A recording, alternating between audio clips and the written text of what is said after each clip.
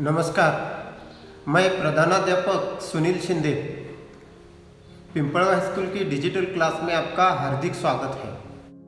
विद्यार्थी मित्रों, इस वीडियो के पहले भागों में व्याकरण के अंतर्गत शब्द और उसके भेद, इसमें आपने संज्ञा, सर्वनाम तथा विशेषण आदि को विस्तार से समझ लिया है।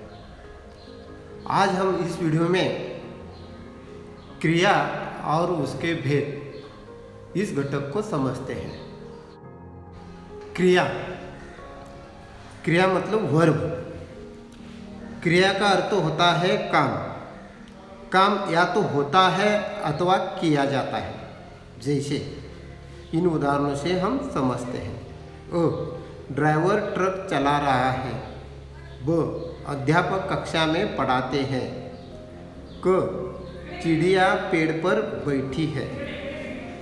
इन वाक्यों में जो क्रिया है, चला रहा है, पढ़ाते हैं, बैठी है, इनमें पहले और दूसरे वाक्य में ड्राइवर ट्रक चलाने का काम कर रहा है तथा दूसरे वाक्य में अध्यापक कक्षा में पढ़ाने का काम कर रहे हैं। लेकिन तीसरे वाक्य में चिड़िया पेड़ पर बैठी है, यहाँ बैठने का काम हो रहा है।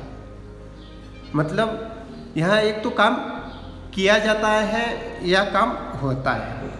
इसे परिभाषा इस तरह बनती है, किसी काम के करने अथवा होने का बोध कराने वाले पदों को क्रिया कहते हैं। क्रिया की परिभाषा से स्पष्ट है कि क्रियाओं को दो वर्गों में बांटा जा सकता है। एक करना यानी कार्यवाची और दूसरा होना यानी अस्तित्ववाची। जैसे खाना, खेलना, पढ़ना, सोना, देना, ये क्रियाएं कार्यवाची क्रिया है तथा होना अस्तित्ववादी आदि ये क्रिया है। क्रिया को समझने के लिए धातु को समझना अनिवार्य है। धातु यानी रूट।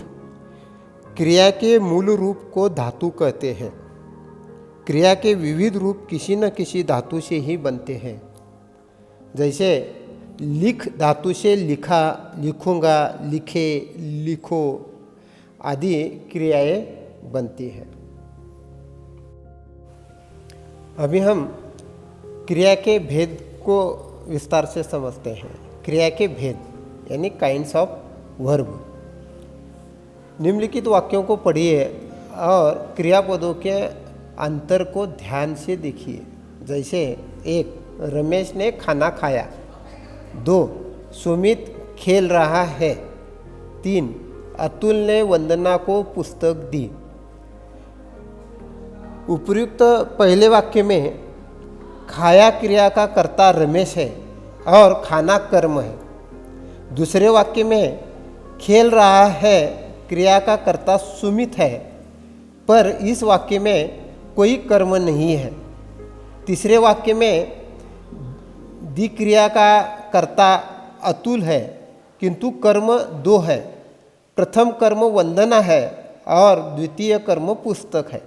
अतः इन तीनों वाक्यों में क्रिया के निम्नलिखित तीन रूप देखे जा सकते हैं, जिन्हें क्रिया के भेद कहते हैं। जैसे क, सकर्मक क्रिया ट्रांजिटिव वर्ब।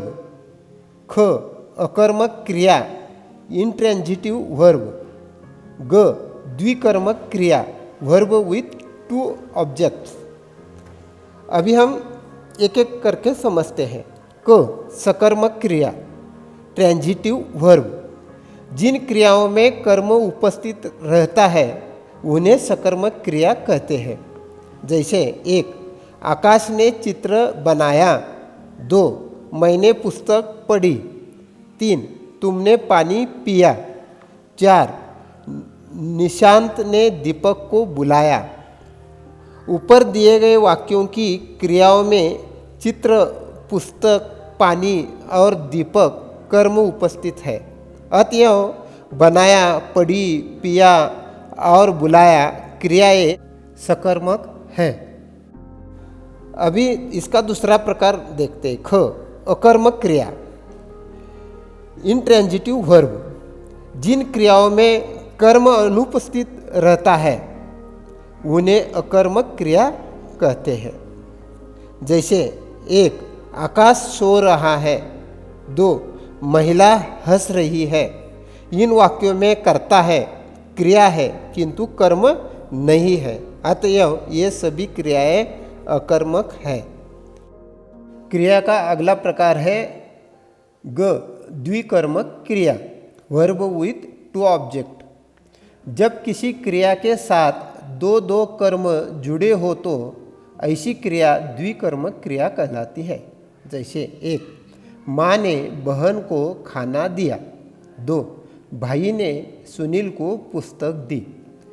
उपयुक्त वाक्य में अधोरेखांकित दो कर्म आए हैं, अतएव इन वाक्यों की क्रियाएं द्विकर्मक क्रिया कहलाती हैं। क्रिया के कुछ अन्य भी भेद हैं, समझते हैं। 1 सामान्य क्रिया। जब केवल एक ही क्रिया का प्रयोग किया जाता है तो उसे सामान्य क्रिया कहते हैं। जैसे तुम कब आए, जल्दी चलो, वह गया, मैं कल जाऊंगा इत्यादि। इन उदाहरणों में प्रत्येक वाक्य में एक एक क्रिया का प्रयोग किया है, तो ऐसी स्थिति में उसको क्रिया को सामान्य क्रिया कहते हैं। 2 संयुक्त क्रिया।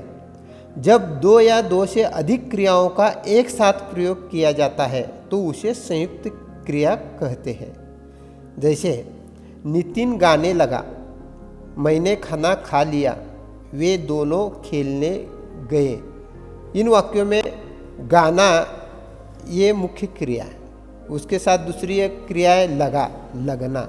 ऐसे 2 क्रियाओं से मिलकर के गाने लगा ये क्रिया बनी है, तो इसको संयुक्त क्रिया कहा जाता है। दूसरे वाक्य में खाना और लेना ये 2 क्रिया है। खाना मुख्य क्रिया है, लेना ये सहायक क्रिया है, तो ये दोनों क्रिया मिलकर के संयुक्त क्रिया बनी है, खा लिया।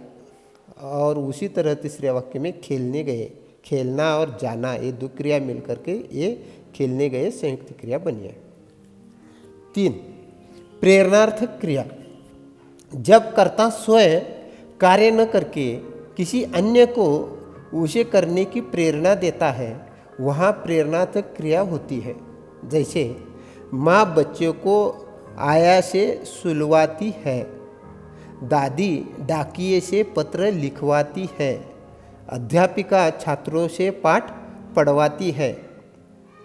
प्रेरणार्थक क्रिया के 2 भेद होते हैं। जैसे एक प्रथम प्रेरणार्थक क्रिया और द्वितीय प्रेरणार्थक क्रिया। विद्यार्थी मित्रों, आज आपने क्रिया और उसके भेद को विस्तार से समझ लिया है।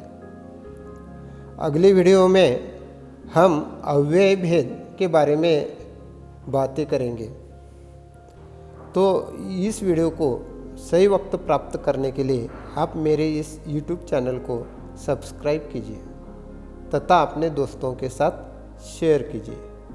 आज इतना ही, धन्यवाद।